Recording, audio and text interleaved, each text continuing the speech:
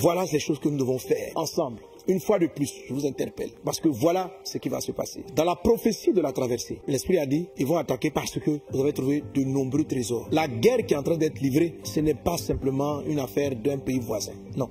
C'est des puissants de ce monde, et vous le savez, qui ont décidé de plonger le pays dans le chaos. Vous savez, ne voyez pas des pays. Aujourd'hui, les gens, lorsqu'ils raisonnent, quand on dit les puissants de ce monde, ils voient France, États-Unis. Non, non, non, non. Ce n'est pas des nations. Ce n'est pas la peine de vous en prendre même à des ambassades. Ce sont des personnes, des individus qui sont aussi riches que des États et très puissants, des puissants de ce monde. Donc, ils sont capables de dire à leur gouvernement, voici la ligne qu'on va prendre. Parce que nous, on a tel intérêt dans ce pays. Donc, des puissants veulent se partager le Congo. La crise qui a commencé risque de durer, si vous ne vous levez pas pour la prière, à peu près 7 ans.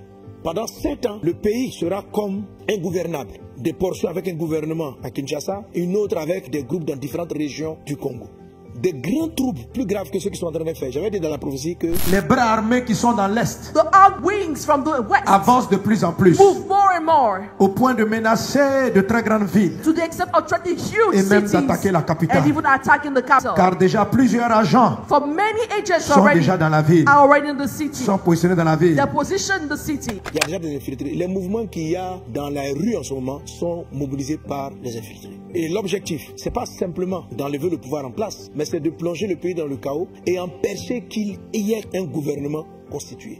Parce qu'ils sont conscients que tant qu'il y aura un gouvernement constitué, la population mettra la pression pour dire qu'on arrête de piller notre pays et que les habitants du pays puissent profiter au mieux de la richesse que Dieu leur a donnée. Donc l'objectif de ce plan qui est derrière n'est pas de remplacer un pouvoir. L'objectif est de créer une division multiple dans le pays. Donc pendant que je parle, il y a d'autres groupes armés, il y a M23, mais il y en a d'autres qui sont en train d'être équipés afin de sécuriser des zones. Si le M23 arrive, eux-mêmes ils vont se battre contre eux. Et ils vont être armés pour sécuriser, pour que ces gens qui se font des mineurs là puissent exploiter et ne pas avoir de choses. Donc la confusion va viser Kinshasa pour faire fermer tout ce qui est ministère des mines, en fait tout ce qui est ministère de contrôle. Homme de Dieu, ne laissez pas cela arriver. Le Seigneur a dit dans la parole, ce n'est pas la volonté de Dieu que ce chaos-là arrive. Ce n'est pas la volonté de Dieu. Ce n'est pas la volonté de Dieu. Mais si vous laissez faire, si vous n'intercédez pas, si vous ne priez pas, voilà ce que j'ai vu. Beaucoup d'entre vous, vous allez devoir quitter ce pays et aller en exil. Et le pays sera ingouverné pendant une période entre 6 et 7 ans. J'ai entendu 7 ans. Mais j'ai compris que vers 6 ans, beaucoup de pourparlers, des choses allaient être réglées par la grâce de Dieu pour que la stabilité revienne. Donc je vous en supplie, ne voyez pas ça là comme une affaire d'un parti, d'un groupe d'église qui prie pour une personne. Ça, c'est ce que l'ennemi vous fait entendre pour que vous arrêtez de prier. Ça, c'est la voix que le diable essaie de vous donner pour que vous arrêtez de prier, pour que vous ne soyez pas mobilisés, pour dire, bon, de toute façon, s'il y a un changement de pouvoir, un autre va venir, et puis, bon, ceux qui se sont enrichis là, c'est de leur faute. Ce n'est pas le plan de l'ennemi. Ce n'est pas juste de changer un gouvernant et de mettre un autre. C'est de rendre votre pays ingouvernable. C'est de faire en sorte qu'il vous sera difficile de quitter une région pour aller à une autre. C'est d'avoir des seigneurs des guerres et des seigneurs des régions un peu partout. Alors je vous en supplie, peuple de Dieu. C'est pourquoi Dieu vous exhorte à la prière d'unité. C'est-à-dire, il faut que vous mettiez ensemble. Un bon intercesseur, 2 ou 3 intercesseurs peuvent prier pour qu'une nation soit sauvée. Mais votre unité, votre amour pour la RDC, votre amour pour le pays et la prière qui va monter vers Dieu sauvera cette nation. Vous êtes les fils de la nation, sauvez-la, mettez-vous en prière. J'en appelle aux grands leaders spirituels, j'en appelle aux pasteurs qui mobilisent, j'en appelle, appelez-vous, chers révérends, appelez-vous, chers prophètes, appelez-vous, chers docteurs, que des pères en prennent l'initiative, que des jeunes prennent l'initiative, mais parlez-vous, que l'orgueil, que les velléités personnelles soient mises de côté pour le pays, pour la nation, car nous sommes le sel de la terre. Vous êtes le sel du Congo, vous êtes la lumière du Congo. Dans la partie de la prophétie, l'Esprit disait ceci, aucun n'est indispensable à lui seul, n'est indispensable pour le pays à lui seul, non, aucun. Que chacun d'entre vous transporte une portion de lumière. Et c'est vos forces mises ensemble qui vont amener la lumière et faire en sorte que cette situation de trouble et de confusion soit plutôt un tremplin vers le Congo tant prophétisé. Il ne faut pas laisser que ça arrive dans 7 ans, mais que cela puisse arriver maintenant. Parce que si vous mettez en prière, la manière dont le pays sera dans la confusion, ça va vous obliger, vous tous, à vous retrouver dans des pays à prier. Je vois en Belgique organiser des réunions de prière pour le Congo. Tous les hommes, chacun va taire son orgueil. Cette crise-là va vous humilier tellement tellement que ça va vous contraindre à prier, à supplier Dieu, que Dieu guérisse le Congo, que Dieu délivre le Congo. Alors ne laissez pas cela arriver. N'attendez pas de voir la fermeture de vos églises, car l'ennemi, ces puissances, ces entreprises, ces individus si puissants qui veulent contrôler et prendre la richesse de ce pays, servent les ténèbres, servent le diable. Ils savent la valeur que vous portez dans vos prières. Ils savent la puissance de la prière. Alors, pour le moment, il y a une attaque pour vous diviser, pour vous empêcher de prier. Je vous en supplie. Toute initiative d'unité de prière, joignez-vous et priez. Organisez au stade des martyrs ou dans les plus grands endroits une nuit de prière, des temps de prière et de prière. Arrachez dans le monde invisible tout ce que l'ennemi a sémé dans le Congo.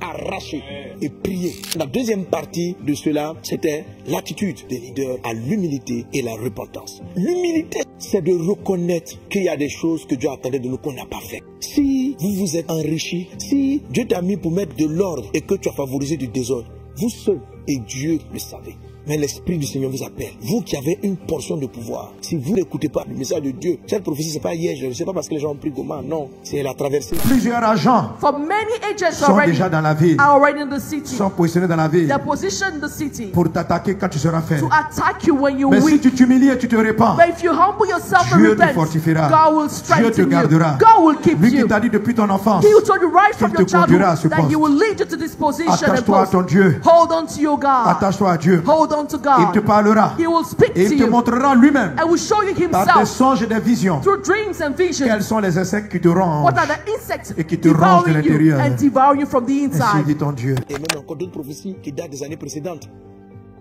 Priez, humiliez-vous. Que les chefs humilient. Rentre dans ta chambre. Parle avec ton Créateur. Laisse-le mettre le doigt. Il va toucher des péchés. Et là, je cite en vrac. Je n'accuse personne, mais je cite en vrac. Les enrichements personnels, la débauche sexuelle, la complaisance vis-à-vis de ce qui devait être condamné, l'injustice, ce qui devait être absous, qui n'a pas été absous, qui a été plutôt condamné, les injustices. La Bible dit que le trône d'un roi est affermi par la justice. Lorsqu'il y a de l'injustice, le peuple, le royaume est fragilisé. Fragilisé. Fragilisé quand on fait un appel d'offres et qu'on favorise le moins donnant. Celui qui investit moins pour le pays, celui qui va faire moins, on le choisit pour son ventre personnel, pour ses intérêts personnels. On est en train d'être injuste pour une nation. La nation va commencer à vomir. Parce que le temps du réveil, le temps où la RDC devient une bénédiction pour l'Afrique est arrivé. Donc, si vous êtes injuste, si vous acceptez des marchés, favoriser votre intérêt au lieu de favoriser l'intérêt du pays, vous allez être vomi. Vous allez être vomi. Il faut vous humilier, vous repentir, car il est le Dieu de toute miséricorde, il est le Dieu de toute grâce.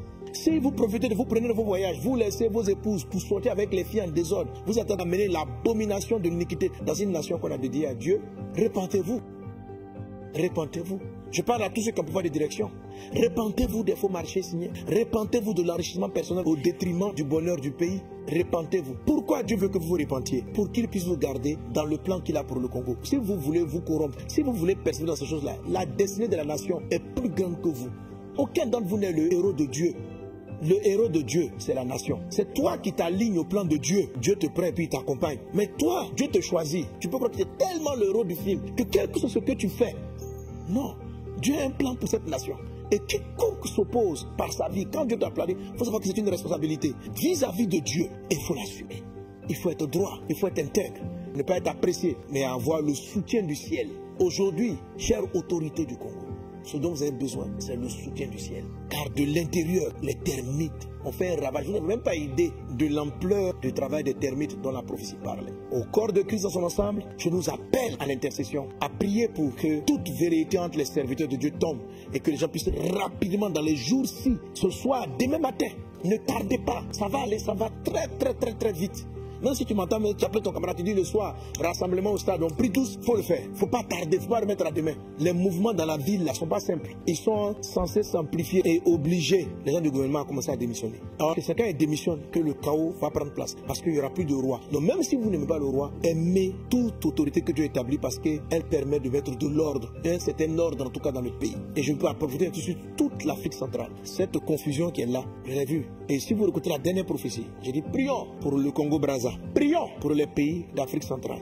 Et je ne dis pas que les autres zones du continent sont épargnées, mais mon cœur est parti là. Il y a d'autres prophéties qu'on a données pour les zones, les arbres tombés, les plantes poussées, il y a beaucoup d'autres choses que Dieu a dites. Mais au temps marqué, nous reviendrons sur ces sujets. Mais pour le moment, peuple de Dieu, vous tous qui êtes connectés, élevons la voix et prions pour une église forte du Congo qui se lève dans la prière comme un seul homme et qui prie pour sa nation.